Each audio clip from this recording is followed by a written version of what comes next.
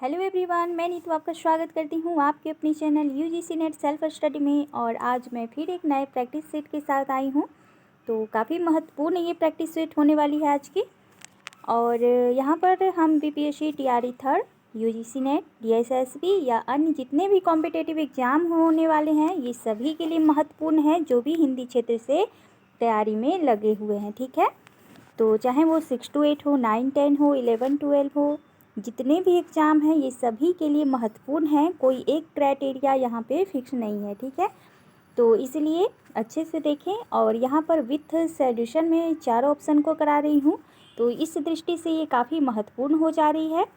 तो चलिए शुरू करते हैं बिना विलम्ब किए। और अगर आप चैनल पर नए हैं तो ज़रूर से पहले चैनल को सब्सक्राइब कर लें, बेल आइकन प्रेस कर लें, ताकि मेरा हर नोटिफिकेशन आप तक पहुंच पाए और देख पाए आप। चलिए तो चलते हैं पहले प्रश्न की ओर।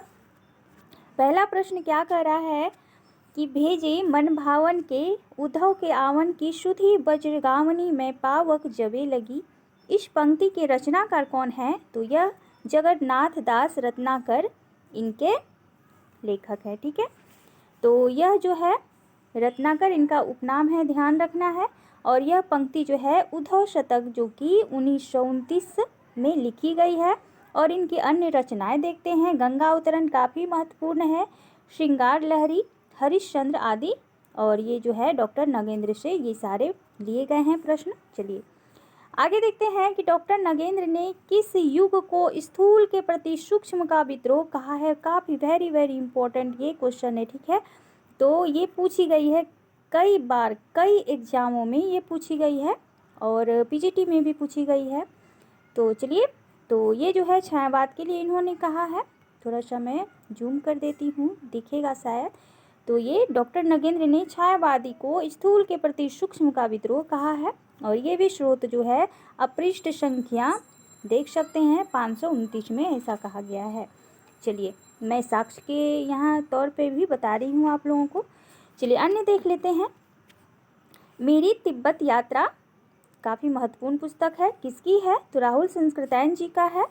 और राहुल संस्कृत्यायन के अन्य यात्रा वृतांत जो निम्न है। मेरी लद्दाख यात्रा है, किन्नर देश में घुमक्कर शास्त्री यात्रा के पन्ने, एशिया के दुर्गम भूखंड में। तो ये इनके कई जो यात्रा वृतांत हैं इनमें से ये महत्वपूर्ण है और पूछी जाती है, तो ध्यान रखना है। चलिए अगला आप देख लेते हैं। किसी बात का गूढ़ रहस्य जानने वाला क्या कहलाता है? तो ये मर्मज्ञ कहलाता है। ठीक है, तो ये जो है ये हिंदी, आधुनिक हिंदी व्याकरण जो कि वासुदेव नंदन प्रसाद से है, तो यहाँ से ये लिया गया है। हे राम तुम कहाँ हो? तो ये ऐसे तो संबोधन, अच्छा इसका तो आंसर ही नहीं, लेकिन ये संबोधन होगा। ठीक है, संबोधन कारक होगा। अगला देख लेते हैं कि नाक रगड़ना का क्या अर्थ है? तो क्या अर्थ है? तो ये है दीनता पूर्वक प्रार्थना करना है। आप किसी से दीनता पूर्वक प्रार्थना करते हैं तो नाक भी रगड़ना पड़ता है, कभी कभी एड़ी चोटी का बल भी लगाना पड़ता है। तो दीनता पूर्वक आप किसी से प्रार्थना करते हैं अपने बड़े सीनियर अधिकारी से काम के लिए, तो ये वही है। तो जबकि तलवे चाटना मुहावरे का अर्थ है चापलूसी करना, और दीनतापूर्वक प्रार्थना यहाँ पर रिक्वेस्ट है और यहाँ पर चापलूसी है, तो दोनों में फ़र्क है यहाँ पर अलग अलग। चलिए अगले प्रश्न की तरफ बढ़ते हैं। अगला प्रश्न है कि उन्मूलन का विलोम क्या है? और ये भी प्रश्न पूछी गई है, तो ये है रोपण। ठीक है, उन्मूलन का रोपण होता है, उत्कर्ष का अपकर्ष होता है, उत्थान का पतन होता है और अवनति का उन्नति होता है। तो ये भी प्रश्न आपका टीआरई 2 में पूछी गई है, तो मैं PYQ साथ भी करा रही हूँ, तो ध्यान रखना है। चलिए अगला प्रश्न है कि महावीर प्रसाद द्विवेदी ने आदिकाल को क्या संज्ञा दी है? तो उन्होंने आदिकाल को बीज वपन काल कहा है, तो ध्यान रखना है। चारण काल किसने कहा है? तो राम कुमार वर्मा ने। आदिकाल किसने कहा है? तो हजारी प्रसाद द्विवेदी ने। वीर काल किसने कहा है? तो विश्वनाथ ने। तो सभी को ध्यान रखना है। चलिए यहाँ पे दे ही दिया गया है, तो वैसे तो मैंने बता ही दिया। चलिए आगे देख लेते हैं। अगला प्रश्न है कि अति सुदो स्नेह को मार्ग है, तो किसका है? तो ये घनानंद जी का काफ़ी फेमस पंक्ति है, तो ये है घनानंद जी का। हम कविराज हैं पे चाकुर चतुर के, ये ठाकुर का है। और यह प्रेम को पंथ कराल महातरवार की धार पे धामनु है, ये बोधा का है। और कटी को कंचन कटी विधि कुचन मध्य धीर दीन, तो ये शेख आलम का है। तो जो महत्वपूर्ण पंक्तियां हैं साथ में यहाँ ऐड कर दिया गया है। और थोड़ा सा चलिए अगला देख लेते हैं। कालिंदी का पर्यायवाची क्या होता है? तो ये यमुना होता है, सभी को पता होगा। चलिए देख लेते हैं। कालिंदी शब्द का पर्यायवाची यमुना होता है। यमुना के अन्य पर्यायवाची देख लेते हैं। अर्कजा, रवि तनया, कृष्णा, जमुना, कला गंगा, सर्वसुता, भानुजा, तरिणी तनुजा तथा अर्कसुता। ठीक है। और लक्ष्मी का पर्यायवाची होता है श्री कमला, रमा, पद्मा, पद्मासन, इंदिरा, समुद्रजा, हरिप्रिय, क्षीरोद, तनया, भार्गवी तथा सिंधु सुता। सरस्वती के पर्यायवाची शब्द हैं भारती, शारदा, वीणा, गिरा। तो ये सारे जो पर्यायवाची मैं बता रही हूँ सभी को ध्यान में रखना है, पूछी जाने वाली प्रश्न है, ये बार बार पूछी जाती है। देखिए भाषा, इला, ब्राह्मी, वीणापति, वागीश, महाश्वेता, श्री निधात्री, वागेश्वरी तथा वागीधात्री। तो ये सारे सरस्वती के नाम है। गंगा का देख लीजिए, भागीरथी, जानवी, सुरसुरी, देवशरी, त्रिपथगा, शूरध्वनि, नदीश्वरी, देवनदी, मंदाकिनी, अलकनंदा, देवपगा, विष्णुपरी। तो ये सारे लक्ष्मी जी के नाम हैं। चलिए आगे देख लेते हैं, अगले प्रश्न की तरफ मूव करते हैं। आधुनिक हिंदी साहित्य की पहली आत्मकथा के लेखक कौन माने जाते हैं? तो ये बाबू श्याम सुंदर दास जी माने जाते हैं। यहाँ पर देखिए आधुनिक हिंदी साहित्य की पहली आत्मकथा के लेखक जो हैं श्याम सुंदर दास कृत मेरी आत्मकहानी, जो कि 1941 को माना जाता है। हरिवंश राय बच्चन ने अपनी आत्मकथा जो है 4 भागों में लिखा है। क्या है? क्या भूलूं क्या याद करूं 1969, नीर का निर्माण फिर 1970, बसेरे से दूर 1978 तथा 10 द्वार से सोपान तक 1985। ये काफ़ी महत्वपूर्ण है हरिवंश राय बच्चन जी का आत्मकथा और पूछी जाती है, बहुत ही फेमस है ये, तो ध्यान रखना है इस चारों को। चलिए आगे देख लेते हैं। देवेंद्र सत्यार्थी की आत्मकथा है दो भागों में जो प्रकाशित है। प्रथम भाग है चांद सूरज की वीरान 1952 और द्वितीय भाग है इसका नील याचनी 1985। जबकि सन 1641 में बनारसी दास जैन ने ब्रजभाषा पद्म में अर्धकथा की रचना की, जिसे हिंदी का प्रथम प्राचीनतम आत्मकथा माना जाता है। तो बनारसी दास जैन की जो आत्मकथा है 1641 में अर्धकथा, जो कि पहली आत्मकथा मानी जाती है, तो ध्यान रखना है। चलिए अगले प्रश्न की तरफ मूव कर रहे हैं। कार्य के आरंभ में ही विघ्न पड़ना, ये मुहावरा है, देख रहे हैं, ठीक है। ये एक मुहावरा है। किस मुहावरे का अर्थ है? तो क्या होगा? तो सिर मुराते ही ओले पड़ना, ये मुहावरा हो जाएगा, जिसका अर्थ होगा कार्य के आरंभ में ही विघ्न पड़ना। तो थर्ड इसका राइट ऑप्शन होगा। चलिए अगला प्रश्न है, किस कवि को कवियों का कवि कहा जाता है? तो ये शमशेर बहादुर सिंह को कहा जाता है और पूछी गई प्रश्न है ये।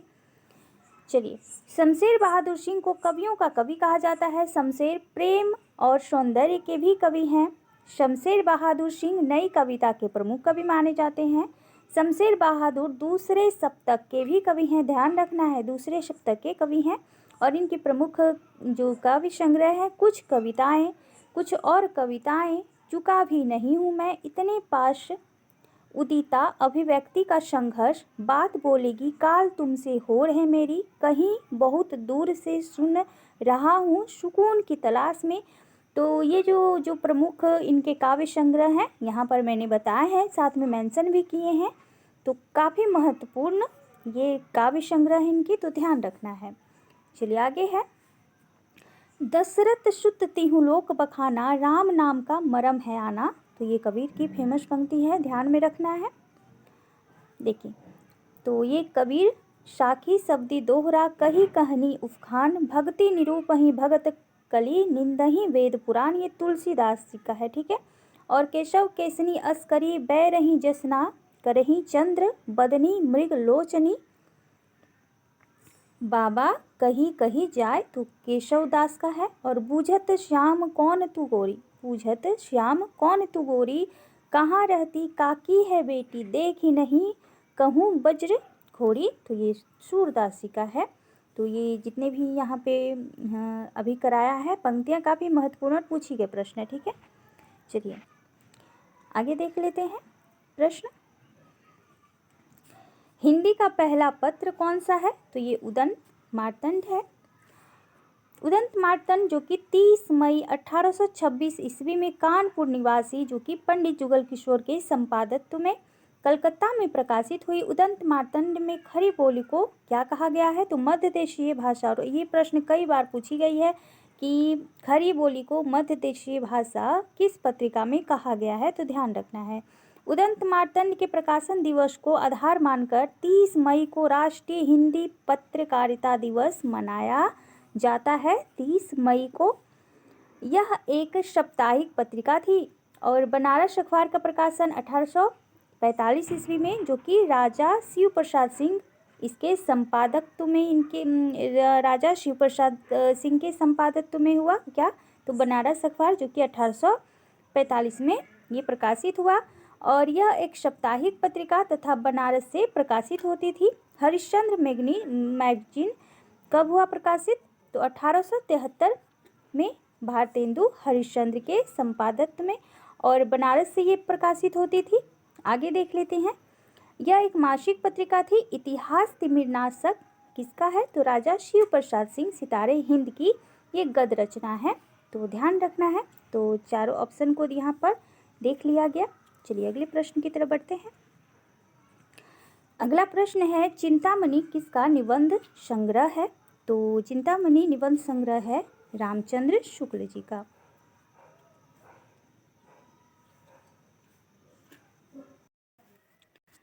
तो चिंतामणि आचार्य रामचंद्र शुक्ल का निबंध संग्रह है। गुप्त निबंधावली किसका निबंध संग्रह है? बाल मुकुंद गुप्त जी का।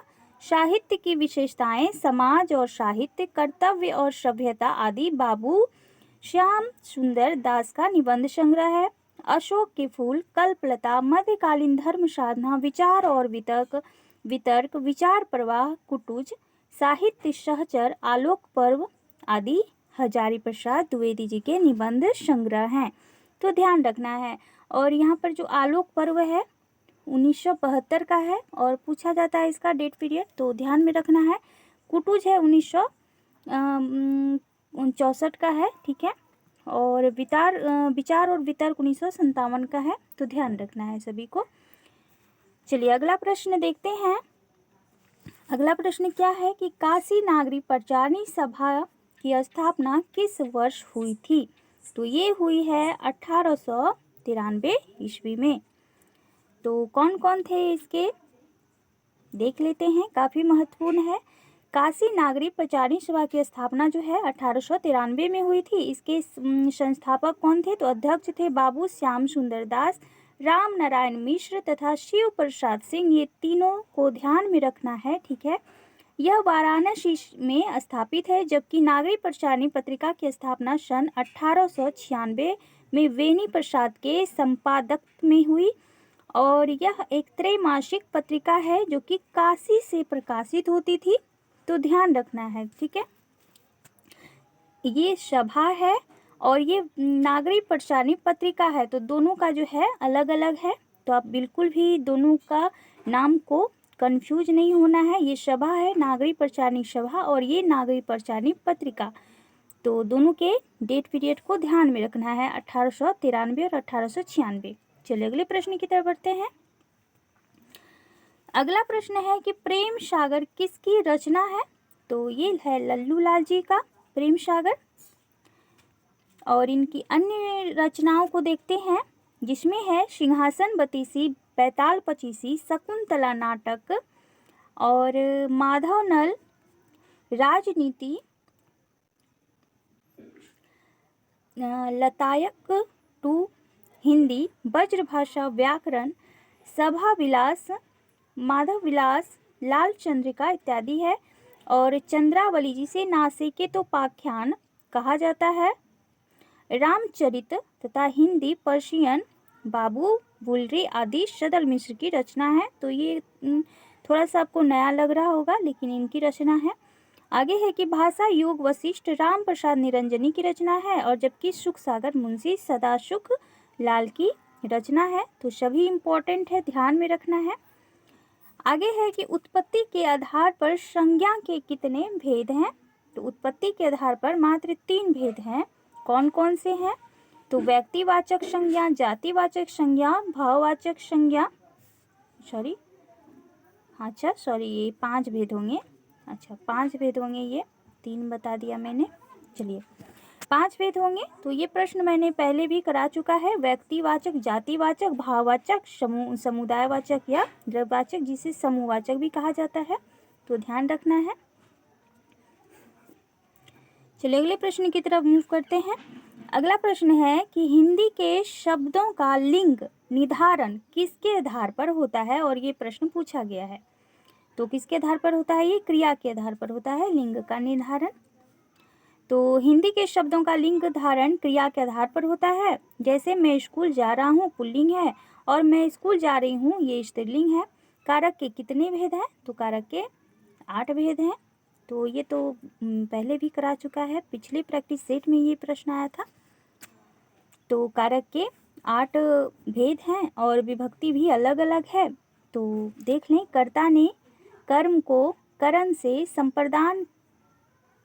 संप्रदान को के लिए अपदान से संबंध का के की रा रेरी अधिकरण में पर संबोधन हे अजी आहा इत्यादि। तो हिंदी में 8 तथा संस्कृत में 6 कारक होते हैं। तो ये भी ध्यान में रखना है। चलिए अगला प्रश्न देखते हैं। घ का उच्चारण स्थान क्या है? तो ये सभी को पता है, कंठ होता है। क वर्ग जितने भी हैं कंठ ध्वनि होती है, निकलती है कंठ से। तो आप इसे बोल के भी देखेंगे। तो देखिए क ख ग घ, तो ये कंठ से, तालव्य से च छ ज झ, मूर्धन्य से ट ठ ड ढ, और दंत से त थ द ध, दंत मूल से, और न स र ल, ये कहाँ से? तो दंत मूल से निकलते हैं। तो दोनों ओठों में प फ ब भ म दंतोष्ठ निचले ओठ और ऊपर के दांतों से, और व फ ये स्वर यंत्रियां हैं, जिसे काकल्य भी काकल्य ह को कहा जाता है। और दंतोष्ठ जो होता है वो व फ ये स्वर यंत्रियां हैं। तो ध्यान रखना है। चलिए अगले को देखते हैं। अगला क्या है? तो अक्षर वर्ण किसके योग से बनता है? तो ये व और श से बनता है। तो ये भी ध्यान में रखना है क्योंकि पूछी जाती है। तो क और श से अक्षर, त और र से बनता है त्र, और ज और या से बनता है ज्ञा, और श से तालिब श से और र से बनता है श्र। तो जिन व्यंजनों के उच्चारण में अन्य व्यंजनों की सहायता ली जाती है, तो ऐसे व्यंजन क्या कहलाते हैं? ये संयुक्त व्यंजन कहलाते हैं। चलिए अगला प्रश्न देखते हैं। शुद्ध वर्तनी का यहाँ पे चयन करना है। तो अस्पृश्यता, तो देख लीजिए ये सही होगा और बाकी ये गलत होगा, ठीक है। तो अस्पृश्यता, तो ध्यान रखना है। अगला प्रश्न है कि कवि का स्त्रीलिंग क्या होगा? तो ये होता है कवियत्री। तो देख लीजिए किस तरह है कवियत्री, तो ध्यान रखना, ये भी प्रश्न पूछी गई है। चलिए यहाँ पे कन्फ्यूजन थोड़ा हो सकता है। तो तरनी का पर्यायवाची शब्द है, तो ये सूर्य होगा, ठीक है, सूर्य होगा। और ये प्रश्न जो है आपका यूपी पीसीएस में पूछी गई है, सेम टू सेम। तो ये प्रश्न जो है वहीं से मैंने लिया है। तो ये यूपी पीसीएस में पूछी गई है। तो तरनी का पर्यायवाची शब्द जो है ये सूर्य होगा। आगे देख लेते हैं। सूर्य के अन्य पर्यायवाचिक शब्द है रवि, भानु, दिनकर, दिवाकर, भास्कर, प्रभाकर, सविता, पतंग तथा आदित्य।